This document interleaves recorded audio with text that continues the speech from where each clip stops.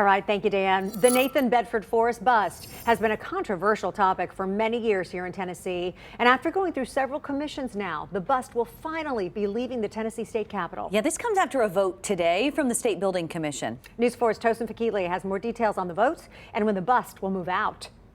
Today's vote was a roll call with each of the 7 members of the State Building Commission saying their votes out loud on the removal of the Nathan Bedford Forrest bust from the state capitol. It was a 5-2 vote in favor of removing the bust, a yes vote coming from Tennessee Governor Bill Lee. The ayes have it, and please present the next item. After several years, the votes are in for the removal of the controversial Nathan Bedford Forrest bust from the Tennessee State Capitol. I think it's crazy that Confederate statues have more due process than Tennesseans.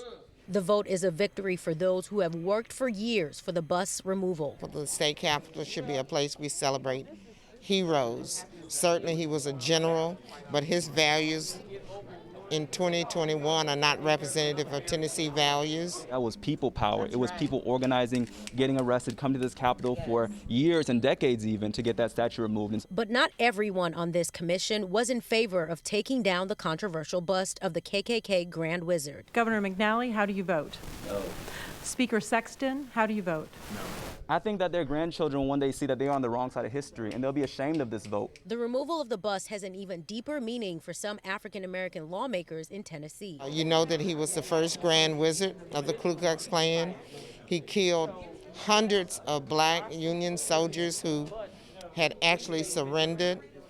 And he shouldn't be perched in a very prominent place in the state capitol. We told people that this is not about a statue, but if it's this hard to remove a statue of white supremacy, imagine how hard it is to remove policies of white supremacy that are more subtle and sophisticated. Justin Jones, who's been advocating for its removal, says the work is not over yet. So I think that this statue is a reminder that we still have work to do, and that this vote today is not a cause to stop, but it's a cause to say keep going, that if we organize together, that we can change things in the state. About an hour after the vote, preparations and safety measures were put in place for the removal of not just the Nathan Bedford Forrest bust, but also the Farragut and Gleaves bust from the state capitol to be taken to the Tennessee State Museum. The governor's office says the bust will be removed starting at about 8 a.m. tomorrow. For News 4 Nashville, I'm Tosin Fakile.